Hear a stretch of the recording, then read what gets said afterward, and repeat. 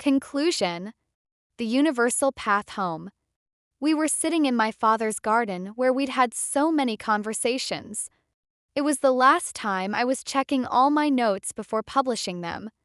"So, this is it," I said to my father. "We've covered everything, from the inner paradise to the 5 eternal relationships. The journey is complete."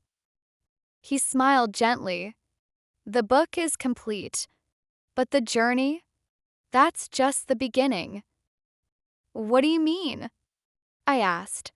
"You've written about the path. Now you have to walk it. And more importantly, you have to help others walk it too." Personal reflection.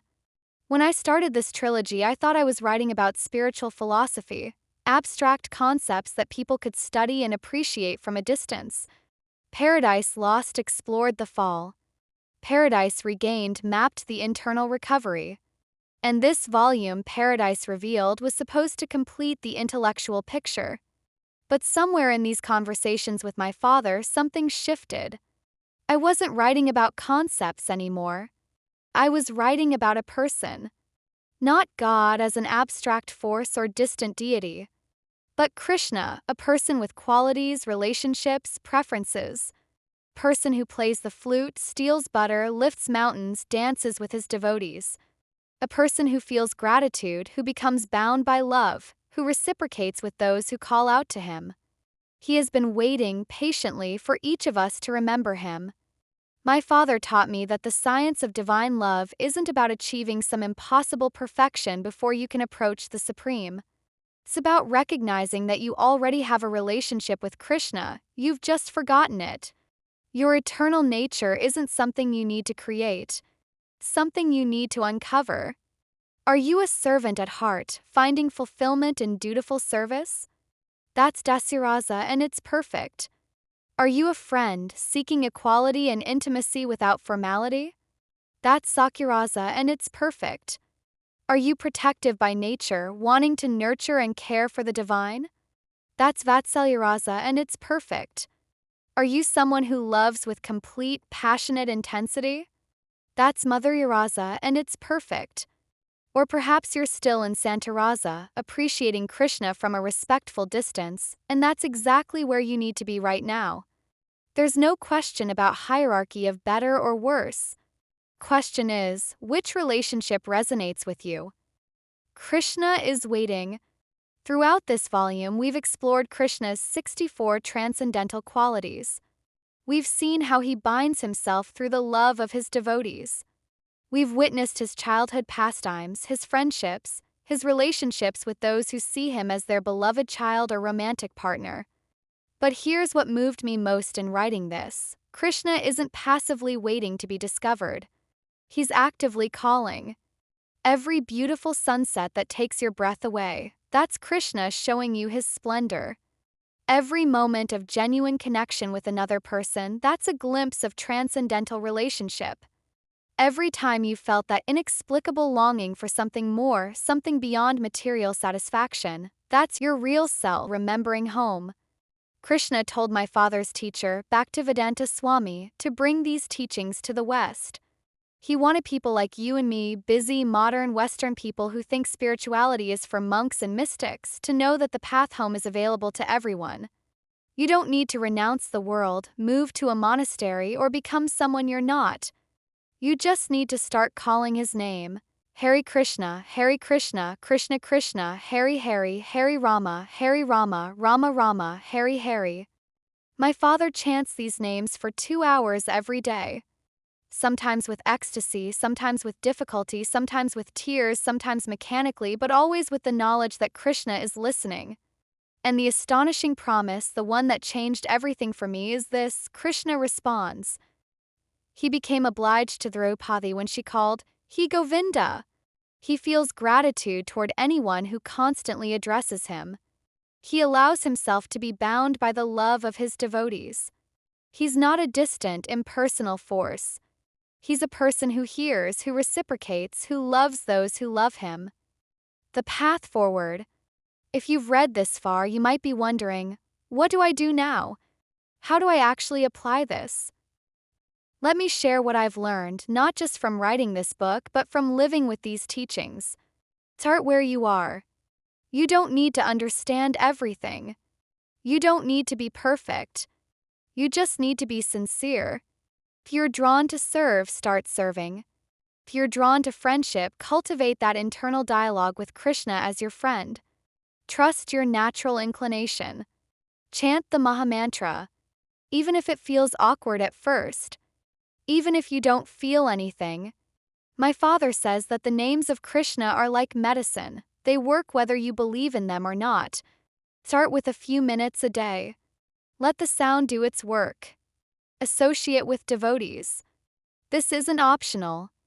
My father's transformation came through association with Bhaktivedanta Swami and his disciples. You need people who are walking this path, who can show you what love of Krishna actually looks like in daily life. Read the sacred texts. The Bhagavad Gita, the Srimad Bhagavatam, the Nectar of Devotion, these aren't just books. They're conversations with Krishna. They reveal his mind, his heart, his desires for you.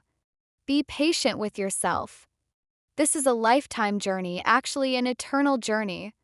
There will be days when you feel connected and days when you feel completely lost. That's normal. Keep going. Krishna sees your effort, and effort is what he values most. My invitation. This trilogy has been my offering, my attempt to share what my father taught me, what Bhaktivedanta Swami taught him, and what has been passed down through thousands of years of authentic spiritual tradition. But books can only take you so far. If you want to go deeper, if something in these pages has stirred your soul and you want practical guidance on how to actually live this path, I've prepared free video courses that expand on everything we've covered here. These aren't just lectures. They contain instructions from my teachers, guided meditations, and practical exercises for developing your personal relationship with Krishna. I've also created a community, a WhatsApp group where readers from around the world share their experiences, ask questions, support each other, and walk this path together. 'Cause as I said, association is essential. Scan the QR code below or visit the link at the end of this conclusion. You'll be welcomed into a space where spirituality isn't abstract philosophy but lived experience. Where Krishna isn't a concept but a person we're learning to know and love. The journey continues.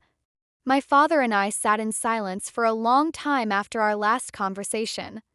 The sun was setting, painting the sky in shades of orange and pink, Krishna's beauty on display. "What are you thinking?" he finally asked. "I'm thinking about all those years I spent teaching yoga, helping people find inner peace and not knowing there was something beyond it. I'm thinking about all the students who are still stuck in Santarasa, appreciating the transcendent but not knowing they can have an actual relationship." "And now," he prompted, "now I know what I'm supposed to teach. Not just poses and breathing techniques. Not just inner stillness. But the path home. Path to Krishna." My father's eyes filled with tears, not of sadness but of that emotion I'd come to recognize over these months. Gratitude. Joy. Love. "Then Srila Prabhupada's mission continues," he said quietly. "Generation to generation. Teacher to student. Parent to child. That's how the science of divine love is preserved. Not through books alone, but through living relationships, lived examples." "Will I do it justice?" I asked. "You don't have to do it justice. You just have to be sincere. Krishna takes care of the rest. He's been waiting for these students. He's been preparing their hearts. You're just the instrument." A final word. Dear reader, wherever you are on your journey, whether you've just begun to question material existence or you've been seeking truth for decades, know this: you are not reading this book by accident. Krishna has brought you here. Through whatever sequence of events, whatever synchronicities, whatever longings, he has guided you to these pages because he wants you to know him. Not as a theological concept, not as an abstract principle, but as a person. The supreme person who has been your eternal beloved since before time began. The internal paradise you achieved in Volume 2 was beautiful, potential, but it was never meant to be the final destination. Beyond that inner stillness lies the dynamic, eternal, joyful reality of relationship with Krishna. Beyond the void is fullness. Beyond silence is the sound of his flute. Beyond solitude is the embrace of the divine. This is paradise revealed, not a place you arrive at after death, but a reality you can begin living now, today, in this very moment. All you have to do is call his name. He's already listening. He's already responding. He's already welcoming you home. Hare Krishna, Hare Krishna. Krishna Krishna, Hare Hare. Hare Rama, Hare Rama. Rame Rama, Hare Hare. Path is clear. My teachers are waiting for you. Community is waiting for you. And Krishna? He's been waiting for you since the beginning of time. Come back home.